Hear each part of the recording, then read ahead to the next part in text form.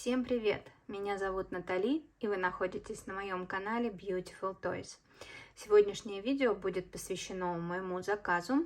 Я начинала этот заказ в марафоне 101 Cotton Toys, и сейчас я его продолжаю. В марафоне 101 Cotton Toys я связала вот таких вот пчелок, их 10 штучек у меня получилось. Глазки вышиты, пришиты крылышки, и для них я начала вязать соты. Соты, когда свяжу, буду вязать улей. То есть это такая конструкция, которая как бы находится под куполом. Я прикреплю фотографию, можете посмотреть, как это выглядит. И очень хочется, чтобы у меня было что-то похожее. Я связала уже детальку улья. Вот такая вот деталь, которая, ну, ни на что не похожая. Как я это вязала? Вывязываются вот такие круглые детали, их здесь 7 штук, и потом соединяются между собой по кругу. Дальше вывязывается каждая деталька отдельно, прям из этого полотна, вот из этого. И сейчас мне предстоит что сделать? Предстоит вот таким образом скрепить каждый улей вот в этих местах.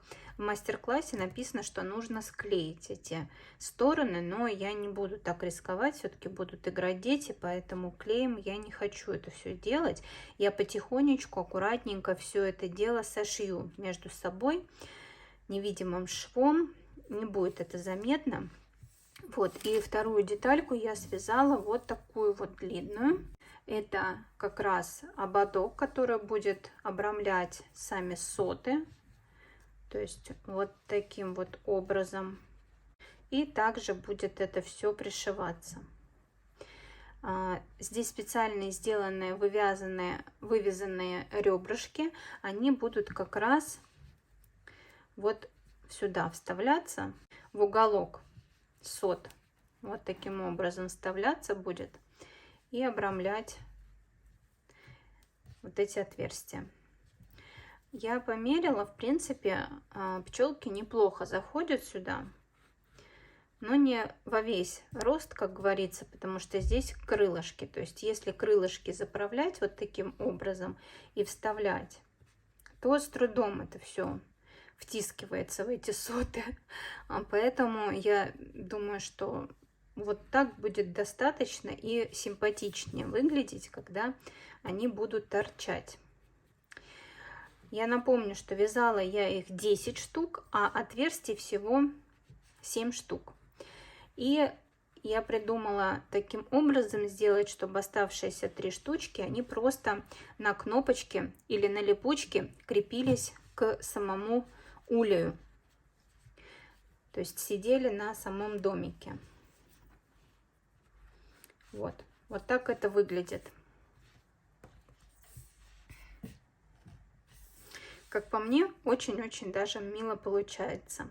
Пойду дальше вязать. Кстати, не сказала, из какой я пряжи это вязала. Ярнард джинс, номер цвета 35. Вот такой вот очень симпатичный желтый цвет. Он похож чем-то, знаете, на цвет желток. Потому что если посмотреть на вот этот цвет, желтенький, да, который я вязала я пчелок из пряжи Альпина Вера, это полухлопок. Он немножечко потолще, чем Ярнард джинс по метражу, но я старалась вязать очень-очень плотненько. И вот от одного моточка у меня осталось немножко пряжи. Такого цвета мне, наверное, уже не понадобится. Я заказала еще один цвет. Это уже цвет будет на улей. И в следующем подключении я покажу, что это за цвет. Итак, я закончила вязать соты. Вот такой результат у меня получился. Вы знаете, в принципе, мне вязать было несложно. Сложно было собирать вот эти все соты и потом обрамлять это вот в ту полосочку, которую я показывала на предыдущем включении.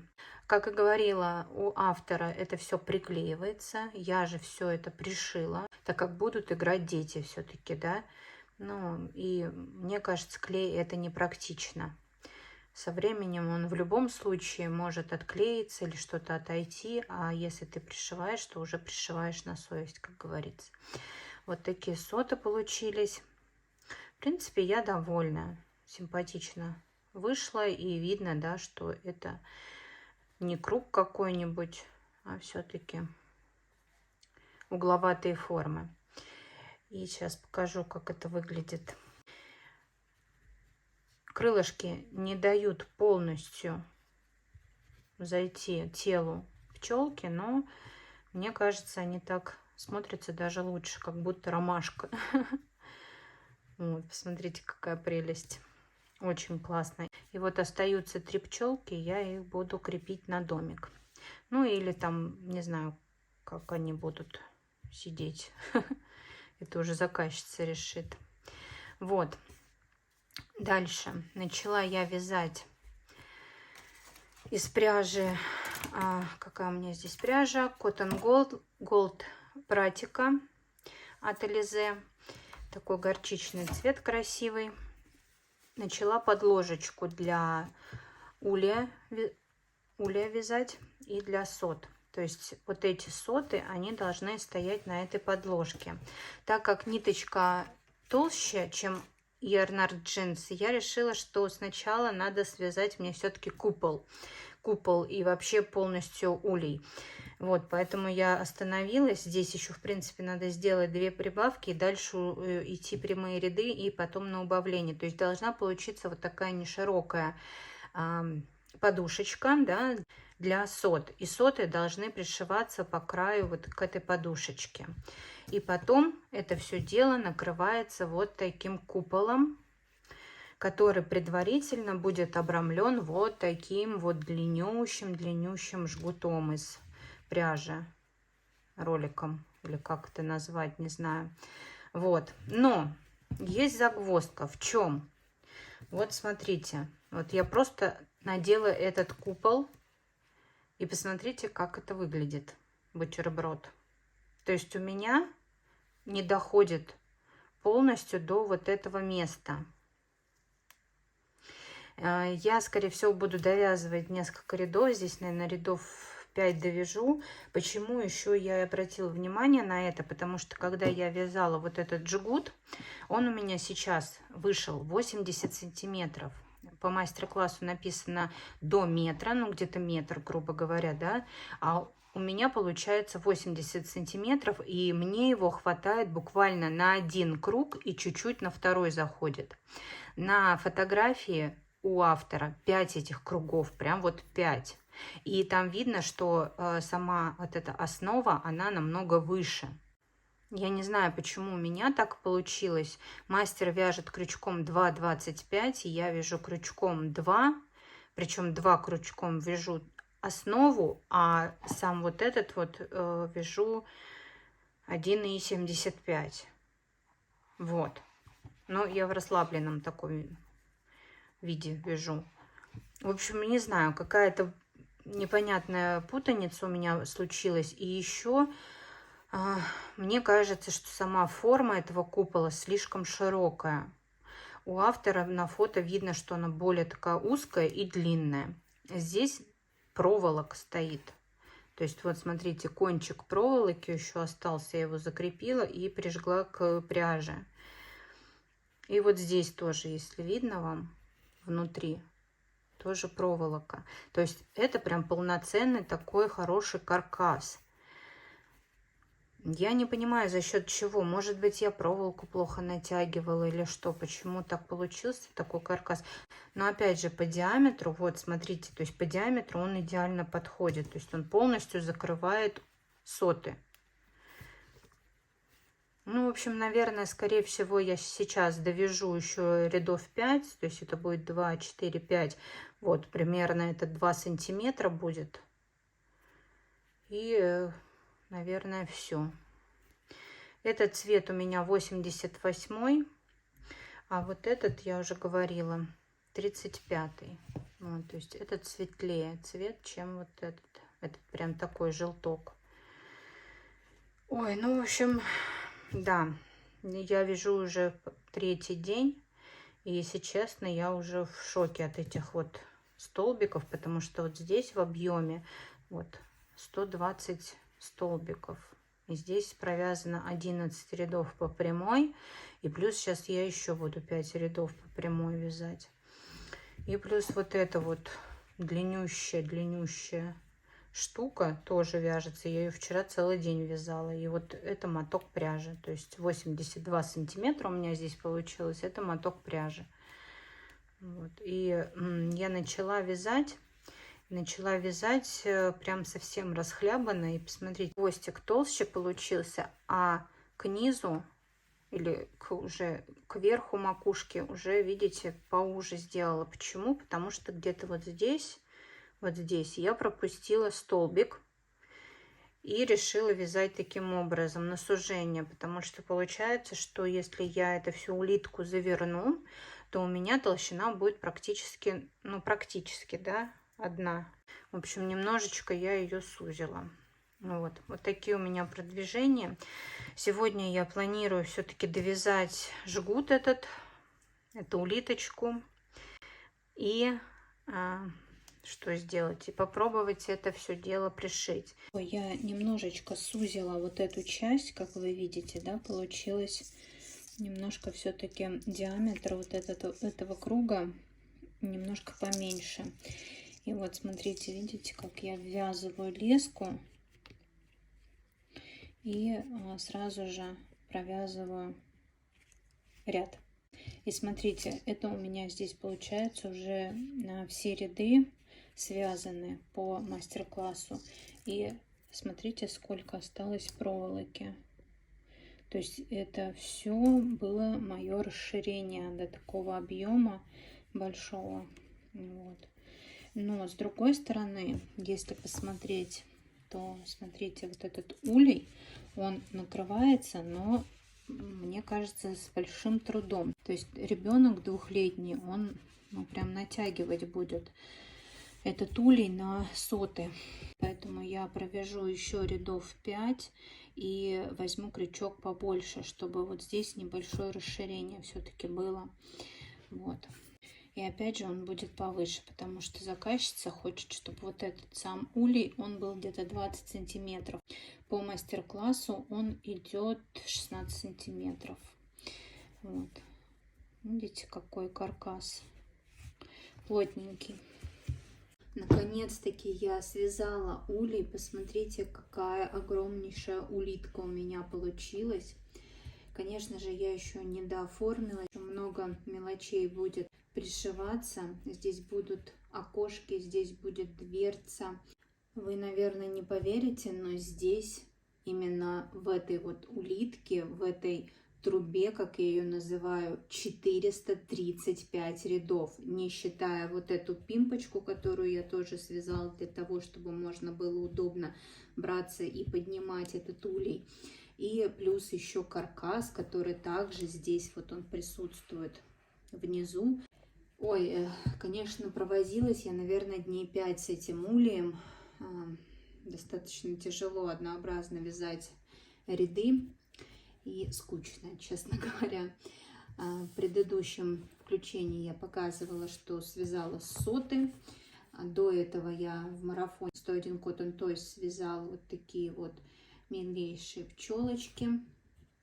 И смотрите, как это теперь делается. Вот так берется и накрывается вот таким образом. Вот. Но здесь еще будет подложка обязательно. Какого цвета подложка? Забыла, как цвет называется. Горчичного цвета подложка будет. То есть эти соты будут на подложечке. Вот. Немножко, конечно, тяжеловато они входят и выходят, но больше я не видела смысла делать вот эту окружность, иначе я провозилась бы целую неделю с этим ульем. Ушло этого цвета, это цвет 88, у меня почти 3 моточка, и от 3-го моточка остался вот такой маленький клубочек. Тут грамм, наверное, 10.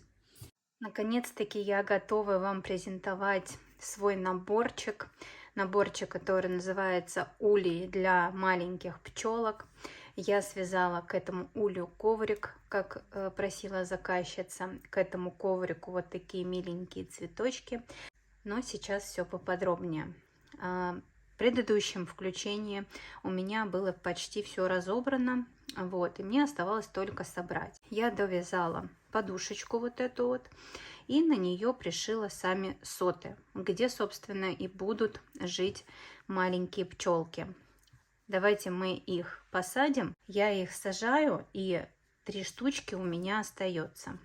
Мы хотели сначала сделать так, чтобы эти 3 пчелки сидели на самом улье, но потом решили, что для 2-летних детей это будет, ну, не совсем интересно, когда нужно будет что-то там возиться и пытаться отстегнуть или наоборот пристегнуть. Это будет вызывать какую-то эмоцию, не всегда это будет положительная эмоция. Вот, поэтому мы решили оставить в таком виде и связать коврик в виде крестиков-ноликов, такого очень ярко-травянистого цвета, и к ним связать вот такие вот замечательные ромашки. Их 5 штучек.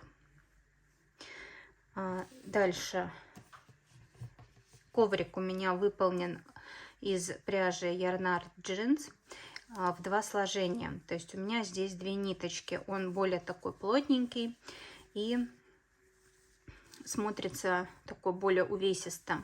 Потому что боюсь, если бы я связала вообще в 1 ниточку, то он заворачивался, и никакое отпаривание на него бы не повлияло. А тут мне еще нужно его отпарить, потому что все равно он лежит, и немножечко, вот видите, края задираются. Я его отпарю, и тогда он будет идеально лежать. Изначально я хотела по периметру обвязать той же леской, что и обвязывала сам каркас улья.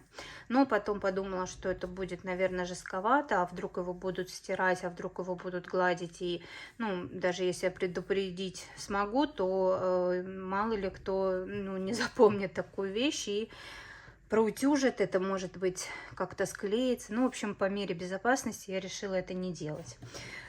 Дальше вышила вот такие вот полосочки, да, которые определяют квадратики. И, собственно, можно играть в крестики-нолики. Ну, конечно, для детей 2 лет это будет, наверное, не актуально, но все же вот захотела заказчица вот такие вот замечательные крестики-нолики сделать. Замечательный такой коврик.